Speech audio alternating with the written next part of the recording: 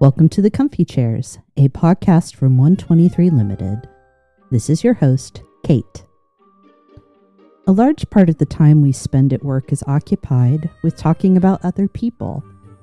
This is especially true for leaders and HR professionals, whose work is focused on people first.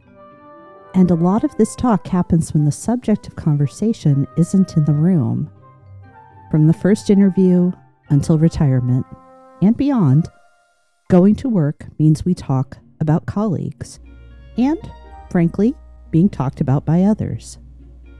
Mr. Bennett, the benevolent yet disengaged father of Jane Austen's Pride and Prejudice, observes this when he comments to his wife, "For what do we live but to make sport for our neighbors and laugh at them in our turn?" But in this universal truth, there's an uncomfortable tension. We may need to spend work time talking about people, but talking about people who aren't there is gossip. And gossip is bad, isn't it? Another tension that exists in leadership may help us navigate the challenges of workplace gossip. It's the gap that can exist between intent and impact. All of this is our topic today: workplace gossip as a tool, its impact, and leadership's role in using conversation and information to ensure healthy workplace cultures. So it's fitting that my guest today is the co-host of the podcast HR Confessions, where she shares wild stories from the world of the modern workplace. Rebecca, welcome to the Comfy Chairs. Thank you so much for joining me. As I've shared, I like to start here with allowing you to introduce yourself. Yeah. And thank you, Kate, so much for having me. I've loved the concept of this podcast since we found each other like 6 months ago, I think. It's been a while, yeah. To be at recording now, I'm like very pumped. My name is Rebecca. I'm the co-founder and chief customer officer at SkillCycle, and we're a performance management and talent development platform. So essentially what we do is we make it really easy for people to get feedback, turn that feedback into a development plan, and then put that development plan into action, leveraging things like AI augmented workflows, as well as human coaching. We actually do believe in having human coaches as well. They're an incredibly important part of people's development. So yeah, it's a big part of what we do too. You won't hear an argument from me on that topic, but bringing in the ability to have technology make things smoother and more at people's fingertips and connecting it quickly in ways that sometimes humans struggle with. It's such an exciting concept and great product. Thank you. And then I also like to point out that sponsored by SkillCycle, you host your own podcast, which is just a delight. It may be niche for HR people, but it also, if you like good stories and kind of reaction videos, if you will, it's a lot of fun. That's HR Confessions. And you co-host that with another former guest of the Comfy Chairs, Kim Rohr, who is a delight. Yes, it's so fun. And when we started the podcast, we wanted to have sort of not just your typical HR podcast. And we wanted to have something where the content was more kind of evergreen. So not just of the time, but something that is sort of always there and around us. And so we came up with the concept for HR Confessions. It's actually kind of loosely based on the format of Normal Gossip, if you're familiar with that. Which is a delightful podcast, speaking of. It's my guilty pleasure. I love it so much. And it's kind of funny because what we have is we have people submit stories to us, well, mostly to me.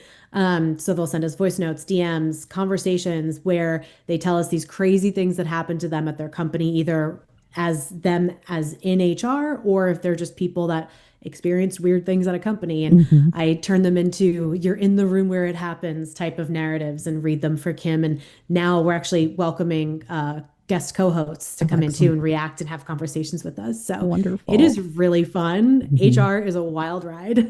Yes, it's a very fun podcast. There will be a link to it. Thank you for reminding me of Normal Gossip. The former host of that has just published a book this year called You Didn't Hear This From Me, that looks at essentially like the rich history, the sociology, and the psychology of gossip and sharing stories. It's a fascinating read.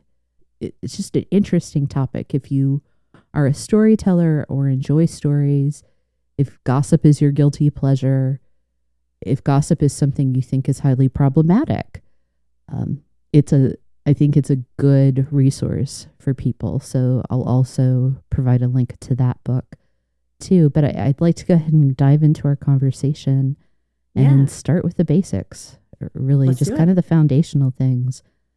Technically, what is gossip?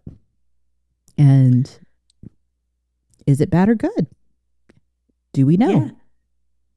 I think it's like, it's funny because a lot of my takes on gossip are actually, they've been shaped over the years of just growing up in a Hmm. community. I grew up in Queens, New York, which Okay. it's the big city, but it's one big small town.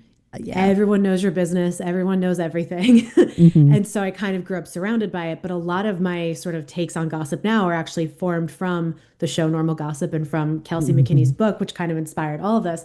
So when I loosely think of gossip, the definition is basically talking about someone, at least two people talking about someone else who's not in the room. Yes. And so it can be whether that information is true, untrue, the validity of the story being told is kind of not the thing that I worry about as much when I'm defining gossip. It's more just you're talking about someone who's not there. Yeah. I think having that very technical definition is important, and recognizing that in our parlance, gossip has been coded with negativity, where Hmm. there are, if we are technically saying that gossip is discussing people who are not present, even talking about your co-host Kim, somebody whom we both know, she's not with us in the moment. That could Yeah, we're technically gossiping be about her. gossip, but Yeah. it is all how much we delight in her. So Hmm.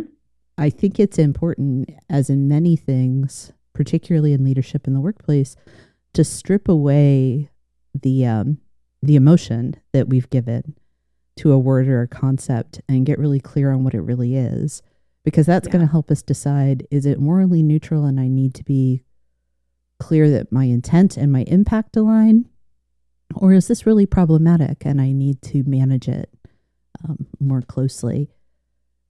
So there are lots of ways of talking about each other. Gossip is obviously one. Rumors can Hmm. be another way, which is probably a category of gossip or a synonym. Yeah. And HR consultations are talking about Yeah. people. When you and I first Recruiting. met, recruiting, talent Yeah. planning, succession planning. What distinguishes these types of talking about, and what purpose do they serve, do you think, in the workplace? Yeah. So it's to me, it's about, I had sort of this moment where I realized that so much of work is gossip. Mm-hmm. And it translates into so many different kinds of ways. So when I think about what distinguishes it, workplace gossip is there is always going to be the water cooler rumor mill, right? Like Mm-hmm. that's always going to be there. But there are parts of workplace gossip that really kind of then turn into sometimes whistleblower conversations. Yeah. Sometimes it's like it starts with a rumor of, hey, did you know that this thing is happening here? And then the more you hear the same thing over and over, the more you kind of say, well, maybe where there's smoke, there's fire, right? And when I look at something like rumor mill gossip that turned into real world things, I think of like the Me Too movement. I think Mm-hmm. about, sort of that stuff that all started and was run on gossip for a while Right. until it was proven to be true. Um, and then it sort of unfurled and everything from there. And that's a big, very public version of what workplace gossip can be. But when I think about how we encounter it more day to day, it's in things like interviews. Yep. So, my background's in HR. I got my start in HR. I started in learning and development, and then I quickly kind of moved into recruiting. And recruiting is so much gossip So because much. yeah, you're talking about your ideal candidate, right? You say, oh, we want to hire this person for this role. Well, what's your ideal profile? I don't know, someone just like so and so. Mm-hmm. There's always, whenever you're dealing with a hiring manager, they're always comparing a new hire to someone else who already works there, even if it's just, you know, attitude wise, right? Mm-hmm. Even if it's like different skill set, but this is what they're like. So there's always just referencing someone, and kind of using other people as context to understand other people that you're trying to hire from a recruiting perspective. Well, even if I'm not saying this person is just like Rebecca, that's why I want to hire them, I'm talking about the candidate pool and trying to decide.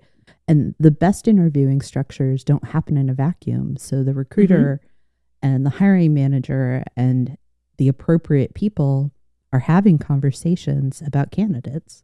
Yeah. Which is technically a form of gossip. Yeah. You do an interview calibration. You're like, we've all met with this person now. Let's get together in a room and talk through those conversations, what we liked, what we didn't like, and what we want to do with this candidate. Do we want to move them ahead? Do we want to hire them? Do we want to remove them from the process? What do we want to do? Yeah. Well, that's where it starts to get interesting. Reference checks. Yeah, reference checks. Yep, and I they're think gossip. It's a wonderful example of kind of where things can be done well, or we can misuse those opportunities. There's a lot right now about kind of back channel references. I happen to know this person's former boss or somebody that worked with them. They're not an official, sanctioned reference, but I'm going to go talk to the people I know. And or you have to give us 50 references. Yeah. That is a misuse of getting that information and having those conversations. I believe that talking to somebody that used to work with me 20 years ago that I haven't encountered in a long time without my permission or knowledge is problematic if it's going to determine a hiring decision. Yeah. What it does is I could probably have a whole 30 minutes just ranting about backdoor references. And honestly, reference checks in general, right? Because it's just, if it's a sanctioned reference check, so it's here are my references, call them. There's no way someone's going to give a reference for someone who's going to say anything negative about them. Or they're a real problem and I didn't like working with them. You should never hire them. You're not going to get that from a list of references. Exactly. And a lot of times companies don't allow reference checks. So if you're, sometimes they say you can't talk to recruiters about former employees. In HR, there's usually sort of a parameter where you could just say their start date, their end date. So you can validate their dates of employment, which is valid. That could be fine, right? But backdoor references are really ones that I just find them so lazy. And I always had this issue where it's like, can you not make a decision on your own? How come you need these other people on the internet who you may or may not know? How come you're trusting their opinion more than your own? Do you not trust all of the questions that you've asked, your ability to assess this person? Because what you're doing is you're introducing bias into, even more bias than there already is, into the process. I love that you brought up the topic of bias. Yesterday, I recorded another episode that's going to be about bias and vulnerability. Talking about bias is critical when we talk about decision making. Yes. And in the context we're discussing, gossip is information that's being collected to determine important decisions. So paying attention to, am I doing like back channel stuff, but am I always going to the same people for the down low, or do I disregard things that come from one person, but I think these people are valid? That if you are using the information that you receive through a rumor mill, for example, to make decisions, it is a highly problematic, biased process, just by its very nature. So there's so much discernment that has to go into talking about how we navigate this. That is the skill that I think people need to use. Discernment, emotional intelligence, you name it. Yeah. Yeah. And there's also the just even the concept of confirmation bias. Most people, when they're doing reference checks or backdoor references, they're looking for you to confirm a conclusion that they've already drawn.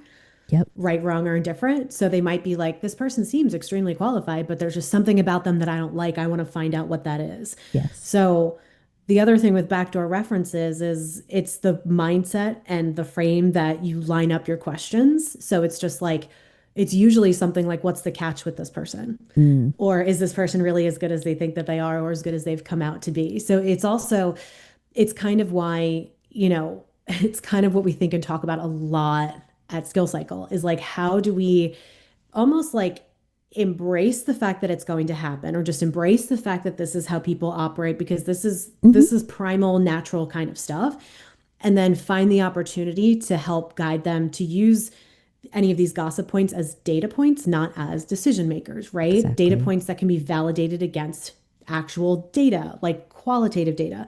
Um, and the ultimate sort of the ultimate sign of it working is when your succession planning, your future leadership bench doesn't look the same as it always has. Yes. So you're not just looking at this person has potential because they talk like me, they think like me, they look like me. It's this person has potential because they embody these certain qualities, they've built these specific skills. There are other things that we've done. Hmm. And that's where, it's like you just have to, most people aren't intentionally evil. They just Most. they just don't have better ways to make decisions, or they just don't No. have a better way to do it. And so it's like my co-founder and I both come from HR, and we look at it as like it's kind of we're taking on the responsibility of giving people a better way, Hmm. at least to, at least marginally better than just writing diary entries about our employees and determining whether or not they're fit for management down the road.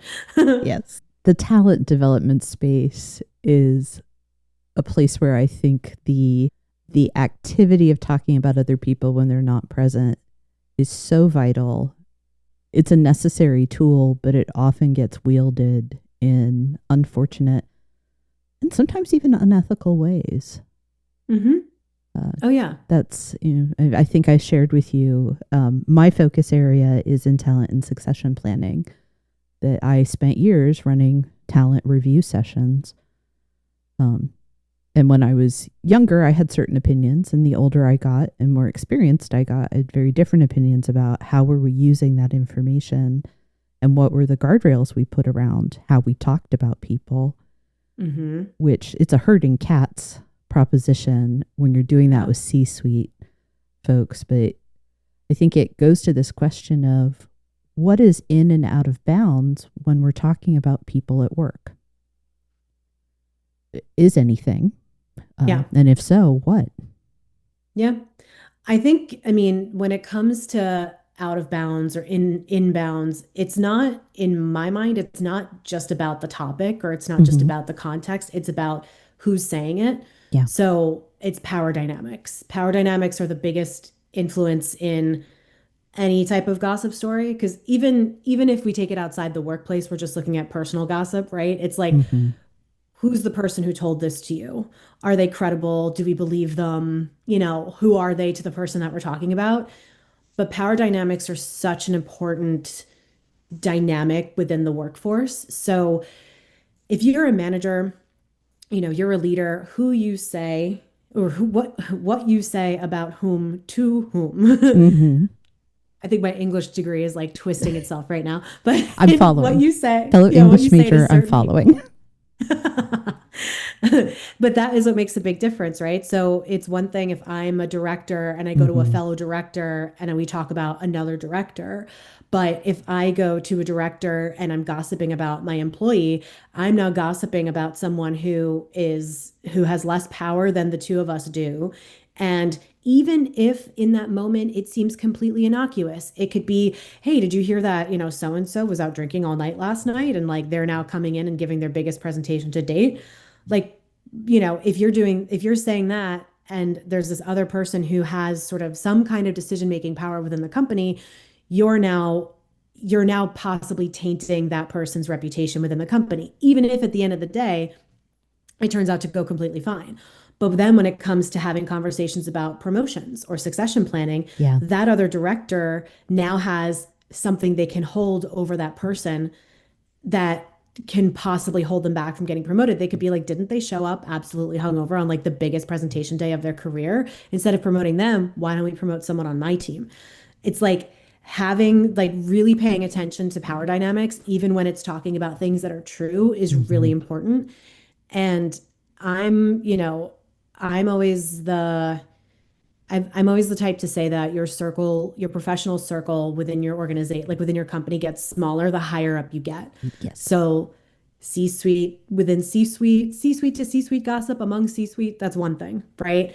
But as soon as you're starting to, say possibly untrue things about the people below you, that's when it starts to get really complicated. You don't want to feed the rumor mill. But it also goes the other way, where if you are thinking about it as I'm at a certain rank and I'm talking about someone below me, whether they Mm-hmm. report to me or not, you could be saying it in a good way intentionally, right? Like you could say, this person is, you know, always doing such great work. They're always the first one in, the last one out, whatever it is. You could be saying things in a positive sense, but you could be skewing information because what if that's not necessarily a measure of whether or not someone's doing their job well. But Exactly. you're now feeding information that's giving that person an unfair advantage over someone who doesn't have the same habits but might have the same output. So that's the thing where it's like when you look at talent management, succession planning, and measuring potential, it's rarely about what someone actually does, and it's about whether or not they follow those unsaid rules or Mm-hmm. those unsaid standards. Exactly. Um, that's where it can become a big problem too. Well, and we're also talking about the topic, the consideration of reputation too Mm-hmm. in Yeah. this, that both yours and mine, as well as the other person's. Yeah. So are you somebody that participates in rumor spreading, which I think is a little different than just plain gossip, if you will? It's Yeah. something where I'm saying, have you heard? People are saying, if it's unfounded and I have no personal firsthand knowledge of it, that's concerning because that is a rumor, and then it impacts your ability to trust me. So my Mm-hmm. reputation, I'm possibly tainting you, Yeah. and creating this problem. And then there's the reputation of the person about whom we're speaking, and that's regardless of the standard power dynamic. If you're gossiping up the chain, it could have implications for someone's career and leadership. I worked with Yeah. someone for a number of years who loved office gossip to the point that I think she must have been having a slow day. She came up to me and she was like, let's just make up rumors about people. What's gossip we Oh can my make God. up? I'm like, no. No, I Yeah. was horrified. I mean, there's part of me that's like, I want to know what you're going to come up with, because Right. There's the that's, curiosity. yeah, I'm morbidly fascinated in this moment. But that mindset of I want to create gossip, whether it's for drama or for other reasons. And Yeah. frankly, the rumor that she presented as her contribution, when I was like, I'm not doing this, it's like, oh no, I already have one. It's something that could have been career ending for the people Yeah. involved. I'm like, that's not something we want to be talking about. Yeah. Especially if it's not true. Yes, Especially if it's just completely made up. Yeah. exactly. Yeah. So we're talking mostly because of our backgrounds, and I think our preferences about things like succession and talent and leadership. I think there are also ways that workplace gossip can serve as a tool for the broader picture. You discussed Mm-hmm. kind of qualitative data before, Mm-hmm. that the things that your employees are talking about or that you're hearing whispers of, that's data for you to understand what's happening in their experience. Mm-hmm. And as a leader, it's not that you necessarily want to encourage rumors and gossip, but you have an opportunity to mine those conversations for patterns. Yes. Yeah. That's the key. That is honestly the key because people are going to be talking no matter what. Mm-hmm. That's just, we are human beings. It's also a big driver of community. Like, that's a big part of Kelsey's book, actually, is how Yes. gossip brings communities together. And that it's always going to be there. The important thing is how you use it and how you discern its truth, and how you also, like you said, find patterns, but then also determine action when action needs to be taken, Mm-hmm. right? So it's like, you know, pretending that gossip doesn't happen means that you could also be just missing out on a huge lever of information about Yes. what the employee experiences, or even just ideas. Because when you think about it, a lot of really good ideas and innovation come out of just brainstorming, unstructured conversations. Um, so it's really, I think, a key skill of really good leaders is understanding how to harness gossip Mm-hmm. and turn it into actual discussion. Recognizing that, not every single piece of gossip needs to have its day in the sun, right? Yes. But if you're finding that, people are saying the same things over and over again about either this specific person or if it's just about their experience working in a company, it's like know what to listen for and know how to identify when you're hearing the same things a few times. So you can then sort of digest that and see, okay, does this need further probing? Does this need to be investigated? Could this be used to our advantage? Maybe it's a good thing, right? Maybe Mm-hmm. employees are like, hey, we are craving more connection together, and we've been talking about these ideas for more community opportunities or more volunteer things that we could do. If you're hearing stuff like that, then especially if you're in HR, it's like, oh, how can we turn this from gossiping to brainstorming to actually implementing something? Mm-hmm. Because, it really becomes dangerous though when you're using gossip to make decisions more than any other data point. Yes. So if you see that someone's performing consistently, you see that they're getting good feedback, in their performance evaluations from if you do peer evaluations or even if it's just how you've observed their behavior, like using gossip as the thing that decides whether or not that person is warranted a promotion or a raise is where you're using it the wrong way as a leader and as a manager. Agreed. And so tools that make it easier to kind of determine, the what actually gives someone potential are they're going to lead to more dynamic leadership benches for your company, meaning, Mm-hmm. and dynamic meaning you're going to see people from different perspectives, not just the yes people. Because a lot of times, I don't know, you've done a lot of succession planning too. Yeah. In these sessions, it's always the people who are queued up next are always the yes people. Yes, They're they always are. the people who are like, You so don't see a lot of disruption going up that particular ladder. Mhm. Yeah. And so it devalues the people that are just like, I don't know if that's a direction of the company. And, the knowing how to harness the dissenters, because you hear them, usually the dissenters they'll leave a meeting and they'll be like, can you believe that? That was so annoying. Like Yeah. that's worth listening to because that person cares enough to have a dissenting opinion. They Right. care enough to connect different dots. Yeah. So that's where I could really nerd out about this is like, how can you find the dissenters and not try to go after them as like, you're not doing what we want the company to do, but understand how to have those conversations with them to be like, why do you think that that's the wrong direction? It might be that it doesn't change the direction, but at least you can understand their perspective and maybe explain the decision from a viewpoint that makes more sense to them. Exactly. There is this larger cultural knowledge management concern or need that we're talking about here, that gossip is stories, and stories always have the potential to drive engagement and change. So the stories that are being told about decisions, about people, about events, as a leader, a senior leader particularly, do you have awareness of them, and are you harnessing them to make better?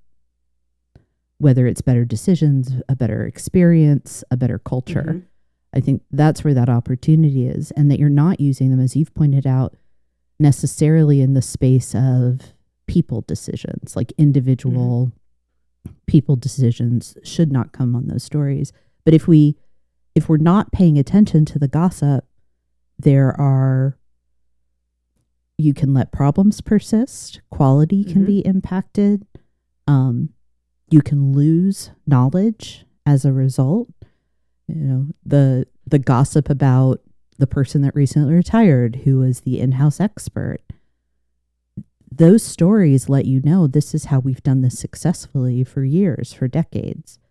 Mm-hmm. So not squashing gossip, but understanding that it is a data mine for you and a way to impact performance and culture over time by pulling the knowledge that's gained from those stories for long-term use, essentially. Yeah. And teaching and guiding employees on how do I say this? How to use gossip more strategically in their own role too. Yes. So, especially, more junior employees who are still learning corporate dynamics, they're still learning, power, they're still learning all of that stuff just because they're newer to the workforce. Hmm. And they haven't, maybe before someone's a manager, they're not responsible for other people yet. So they don't yet grasp the weight of their words. Um, and so I do think that there's a lot of use in just teaching people, making it part of the curriculum about workplace gossip. And you can call it whatever you want. You can call it, you know, off the cuff conversations, water cooler talk. You can call it whatever you want. But I do think that there's a lot of value in just teaching employees and guiding them throughout the course of their whole experience, but especially when they're on the junior side, to really understand the weight of their words Hmm. so they can also be really intentional with how they then participate in workplace gossip. So, you might want to be the person who can't keep a secret. You might want to be the person who's like always like bringing everyone's dirty laundry to the Yeah. conference room. Um, or you might want to be the person who realizes, like, hey, if I, hear something, or if I have a thought about something, I know that there's a place that I could take it. I know that I could talk to my manager about it. And if they hear the same thing from enough people, or maybe if they hear what I have to say and then they ask other people in my position if they hear and think the same thing, I can drive change that way. Hmm. Like, most change doesn't happen because there's a grenade thrown and everything, then has to change at once. Yes. Most meaningful change happens tiny conversations at a time that build up a lot of momentum. Hmm. So when you're a junior employee, learning and understanding the power and the weight of your words, your perspective, your feelings, and your thoughts, knowing how to harness that in a productive way, not so that every single emotion that you have is going to, be something that's going to change something. I just think that's a really powerful balance for people to learn early Hmm. on. Well, you've done such a good job distinguishing between what can be unproductive and what is important and necessary. I'm not coming into the conference room and airing somebody else's dirty laundry. I am taking information forward that is relevant, that is applicable, that matters to the work that we Hmm. do in order to impact things. Because I think I can safely say that's the type of gossip that we want to see happening in the workplace. I Yes. don't need to know, by and large, I don't want to participate in hearing about who may or may not be having an affair. Yeah. That is not what I want. But what there are cases we could have the whole HR Unless, yeah. discussion about that. I was gonna say But sometimes you do. yes, Yeah. but in this case, I'm having a Coldplay Kiss Cam flashback moment. Yeah. But in this case, we're talking about what are people saying that we can use for, again, I'm repeating myself, we can use for the betterment of the organization. Yeah. Even if it's we need to stop doing something because it's no longer effective or working for us. Yeah. Yeah. And I think also just understanding how to process those conversations. So Mm-hmm. there's no one more passionate about your company than someone who's new, whether they're new to the workforce It's or true. they're new to their role because they're coming in, they're fresh. They're like, this is my new start. I fought for this job. I negotiated for this job. Here I am. So they're going to be the people that, yes, they're going to have a lot that they're still trying to learn. They're still building their foundation of knowledge, whether they're brand new to Mm-hmm. working or if they're brand new to the org. Like, no one comes in knowing everything, Yes. which is why backdoor references are stupid, because it's like they might have worked at that last company, but that doesn't mean they're going to work here. I'll take any moment to work that in because I love it. I am here for it, Rebecca.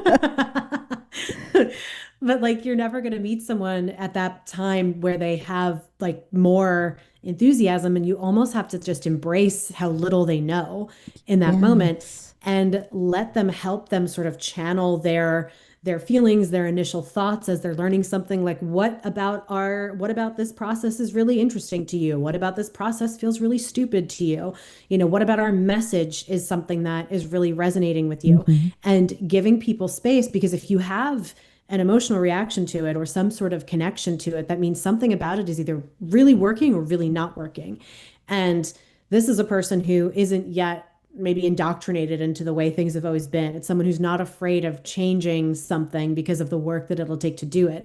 So it's helpful to kind of make sure, especially if you have new people in your organization, to have a lot of these conversations in their first, I say 180 days. I I love say in it. their first like 6 months, like just really, kind of say, not to sound like a, I don't know, not to sound like a TikTok like thing, but it's like, what's the vibe? What's the vibe of this team? It What's the vibe is. of this process? Well, it's also that's an opportunity to find out who's helping you. How can we Yeah. recognize people for how they're making the experience of our newest employees easier, better, more streamlined? I think that if we can think about gossip as the stories that help us understand the way people are experiencing the workplace,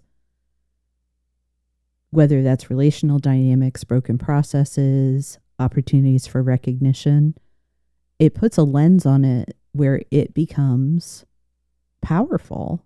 Not just in Hmm. the fact that words matter and words carry weight and power to them, but it's tapping into skills like influence, organizational savvy, political savvy, agility within a Hmm. company that you mentioned before, teaching people. I think we can hook into already common and recognized competencies like influence through relationships Hmm. to say it's not just about I can be nice, it's I recognize that the way I speak, what I share, the content of my conversations over time is part of how I create my reputation and the space that I take up at this company. Yeah. Yeah. Yeah. And I think that's a perfect way to put it is like how here's how I articulate the space that I take up at this company. And every instance of experiencing someone's story is an opportunity to give feedback, whether it's you absorb it as feedback for yourself Mm-hmm. as this person's manager, or if it's feedback that you can give back to this person to sort of say, hey, I understand you feel a kind of way about this. This is why this is like this, or, here's how we can channel this better. There's always, I think that everything is sort of a learning moment or could Mm-hmm. be a learning moment, but I'm nerdy like that. Oh, I agree. I totally agree. And I'm glad you brought up feedback because I think that's one of the topics that's really important to face in this Hmm. conversation is when I hear gossip about someone that I believe they need to understand, know more about, that it impacts, say, their reputation or it reflects on their performance, how to do that in a way where it's not obtrusive, offensive, based on Hmm. rumor. Hmm. What are the opportunities? Not just for, frankly, not just for people in management roles, but for peers too. Yeah. If I'm hearing something about you that doesn't put you in a great light, do I owe you a conversation about that? And if so, and there's a lot of it depends, I will acknowledge that. If I determine that I need to tell you about it, how do I do that in a way that's effective, compassionate, and consumable? Yeah. Yeah. And this is kind of where it can get super interesting, right? Because there's the, you said, how do I tell you about it? And Mm-hmm. I'm also just like, how do you identify it? Because Mm-hmm. sometimes, we're going to first react to a feeling we have, or, maybe I'll leave a meeting with someone and I'm just like, maybe it's someone I normally work really well with, and I leave and I'm just like, they really pissed me off. Like, Mm-hmm.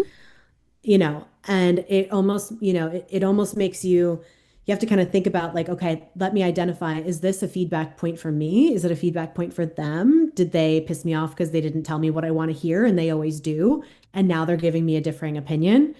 Maybe I need to think about that as a leader, as a manager, as a peer. It's like, just because someone disagrees with me, that doesn't necessarily mean that I have to, it doesn't mean they're doing anything wrong. It might mean that I have to navigate that situation better. I have to Mm-hmm. build my EQ better. Mm-hmm. And I think that there's, well, not I think that, I know that a lot of people are afraid of giving feedback. Oh, yes. Um, partially because it's hard, partially because it's like a lot of us haven't learned how to do it. Uh-huh. We're just kind of, left to our own devices and hope for the best. But there is also this fear of getting canceled. There's this fear of like, who's recording this conversation? I know this conversation is being recorded for the record. Good. But That is the whole purpose of our conversation. But there's like, how do I know? How do I trust that this isn't gonna somehow come back and bite me? And we avoid doing the feedback because of all the other stuff around it that doesn't actually have to do with the feedback itself. It becomes more about reputation management, image, all of this. And so, a lot of what we think about, we talk about, and we sort of guide is be really intentional with tying feedback to action. So, if you're going to tell someone that you felt a certain kind of way about that meeting that you were just in, you better have a specific example to back up how you feel. Because if you don't, it could just be that you didn't like it. And that's okay too. It's okay to process it. But it's like, if you can't tie that to some sort of specific thing that they did, then it might mean that there's something there that isn't there. And so, it's why having a better way to unearth what actually is feedback and what's an opinion is like kind of where it sits for me. Yeah. I appreciate that. I feel like this is an elementary school model that I'm going to absolutely butcher. It's the whole decision tree of, is it true? Is it helpful? Is it kind? Yeah. And if I say no to any of those, maybe it doesn't come out of my mouth. Or if it does, and I recognize that I have said something not true, something not helpful, something unkind, well then, what's the work I need to do to make amends, to retract, to redact, whatever that is? And I think those are guidelines that can serve us kind of across the board, obviously with self-talk, with the way we talk to people in the moment, but also if we're choosing to tell stories about people or events, that filter of, is it true? I don't know. Should I be talking about it then? What does that mean for my reputation? What impact will it have? Is it helpful? No. Then why am I taking time on it? Yeah. If I'm not clear, let me be clear about the fact that I don't know if this helps or not. Yeah. And then, is it kind? I think if we asked ourselves that simple question more in life in general, not even about the stories we tell or the gossip that we share, I just think we would be better off in the world as a whole. In the world as a whole, yes. Yeah. I do think I disagree, though, about keeping it kind. And I'm not saying let's all go and brutalize each other, right? Well. But I do find that when you could have feedback for someone that might be hard to hear. And in the moment, it might feel unkind to deliver it to them. I've seen a lot of situations where people will avoid giving feedback because with that as a clutch. This is the perspective that I frankly like to counter with. That difficult feedback is an act of compassion. It is kind and this very much, it can make light of it, but I think it's like if your dress is caught up in your pantyhose and everyone can see your Tuesday underwear, it's not kind of me not to tell you. It may be embarrassing for both of us. It can be a little socially awkward, but it's unkind if I don't give you that feedback. And I think difficult feedback, it's how you deliver it is the act of kindness. And if you're doing it not because I want to hurt you, because I want you to feel bad that you totally goofed up in that meeting, but because I care more about you, your reputation, your performance than I do my own comfort. Yeah. That's the kindness there. Because I agree with you. A lot of people are like, well, it's just not nice. Well, it's also not nice to not tell someone that they've got broccoli in their teeth. Yeah. I think philosophically we're aligned. Hmm. Semantically is where I get caught up, which is again my English degree. It's just Oh, that's fine. here it is. That's fine. Because I do agree. It is the concept of like, I think our sort of tree that we've sort of guided is it true? Is it productive? And is it clear? Okay. So is it Clears. true? Does it matter? Clear clarity is kindness. Yep. Yep. Clear as That's why I'm kind. like, I think it's just a vocab thing, but Yeah. philosophically we're completely Well, aligned. and I can be clear and harsh, Yeah. right? Yeah. So again, well, I have this whole philosophy that leadership is an act of love. So, Mm. which I know some HR people that raises all their hackles and spidey sense. But I think it comes down to that. I care for you and I want the best for you. And Yeah. sometimes that means I do difficult things.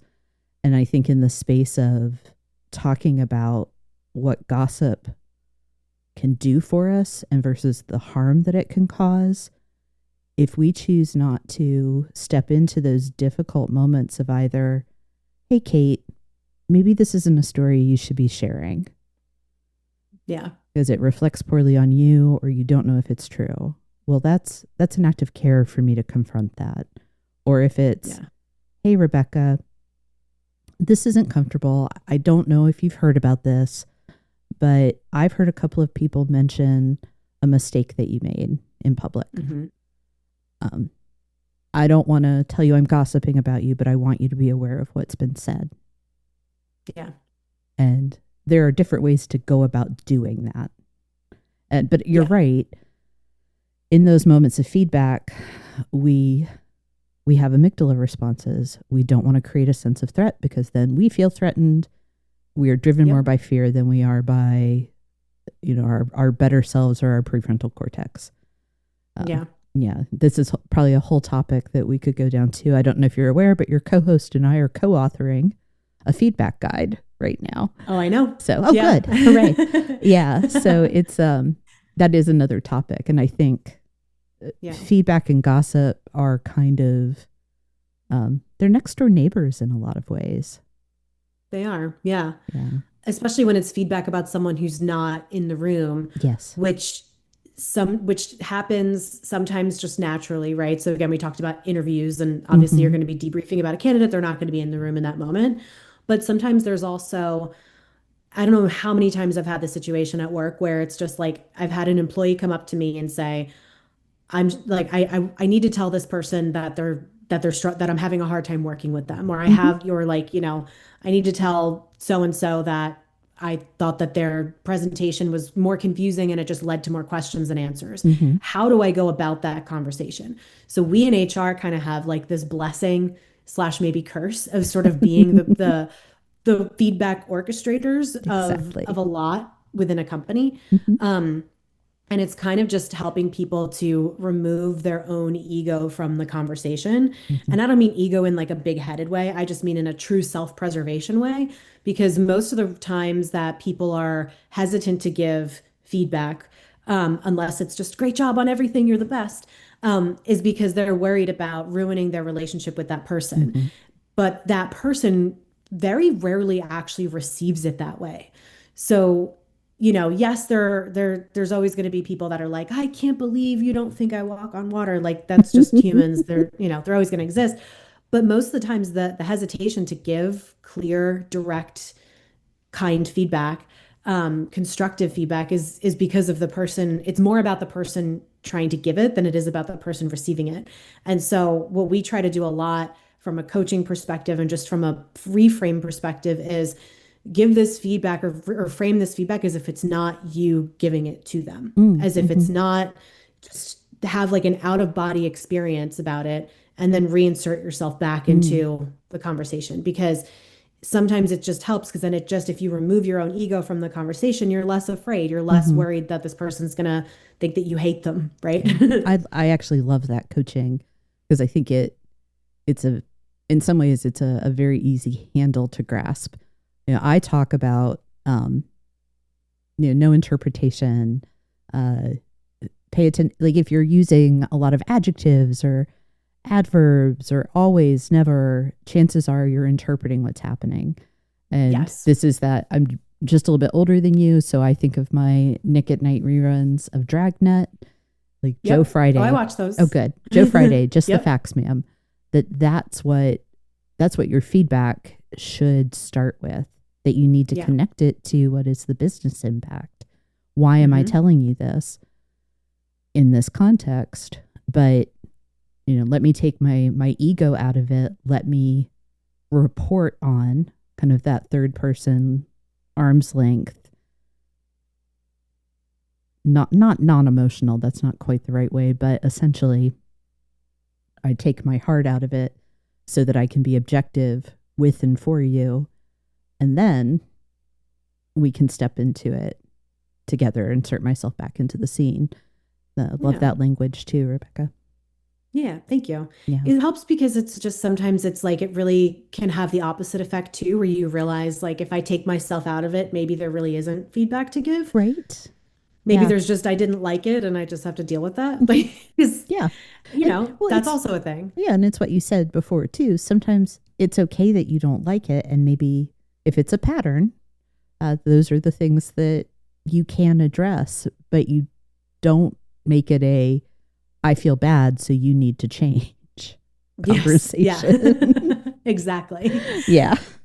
It's where I think managers have such an opportunity too for the way that they manage their employees to help them keep things within context and within sort of, the bigger picture of their role. Because I'm a firm believer that when we started to introduce the concept of having a player coach, so a manager who also does individual contributor work, we broke the model. And I don't mean that in a good way, because now managers are doing all this individual contributor work and managing their actual people is like a side hustle. And we know that the amount of work that takes is, it takes a lot more emotional presence and a lot more context and trust building that doesn't happen when you're also doing 1,000 other things. Yeah.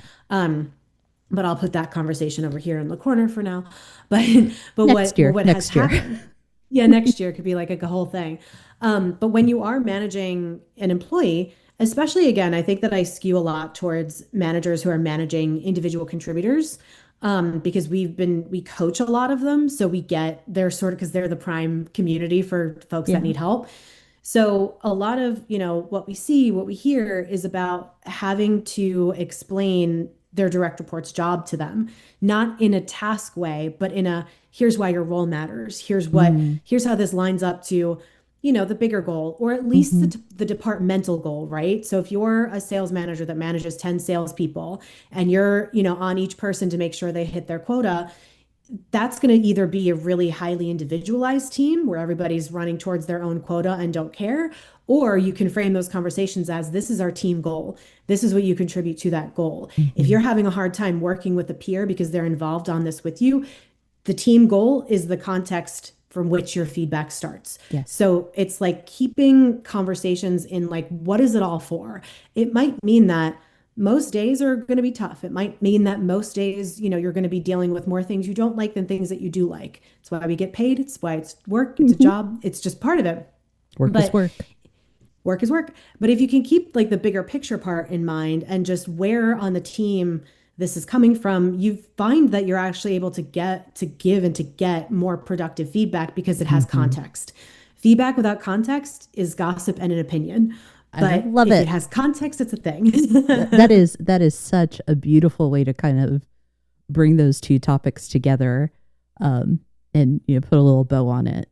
That what we would both want is to see that we're not in the workplace, we're not suppressing gossip, that we recognize that productive gossip needs to have certain characteristics and circumstances surrounding it.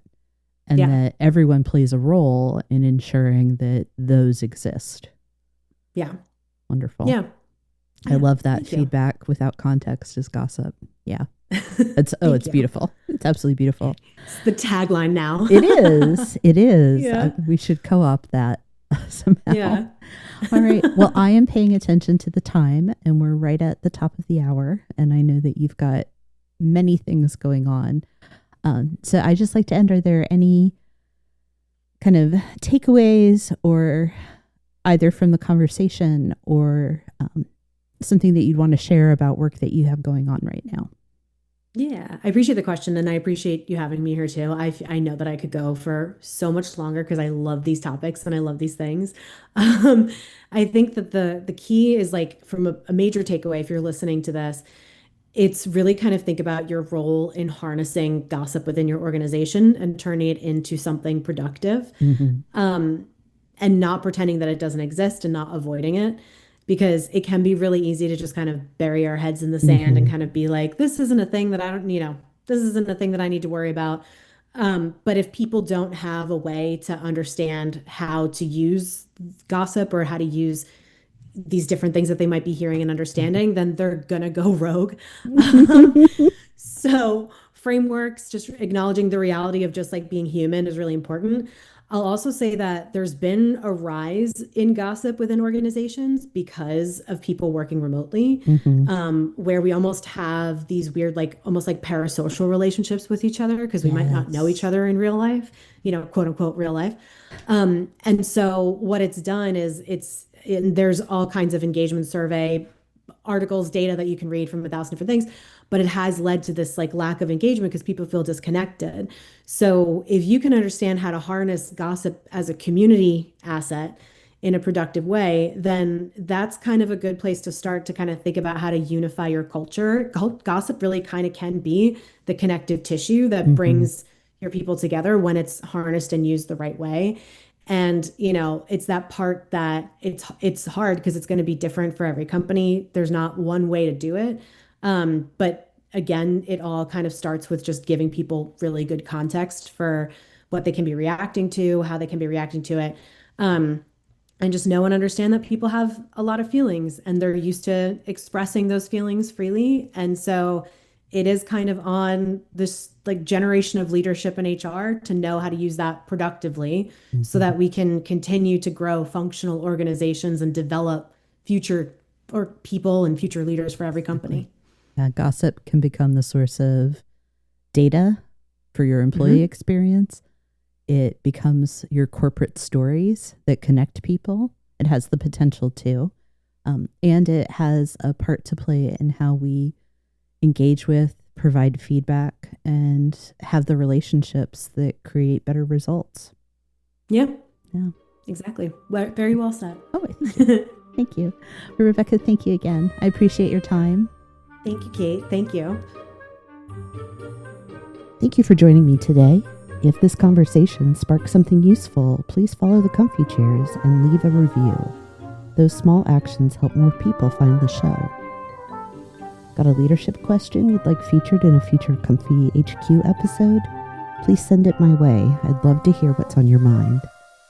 And when you're ready to move from ideas into action, 123 Limited helps leaders build stronger teams, sharper strategies, and better talent plans.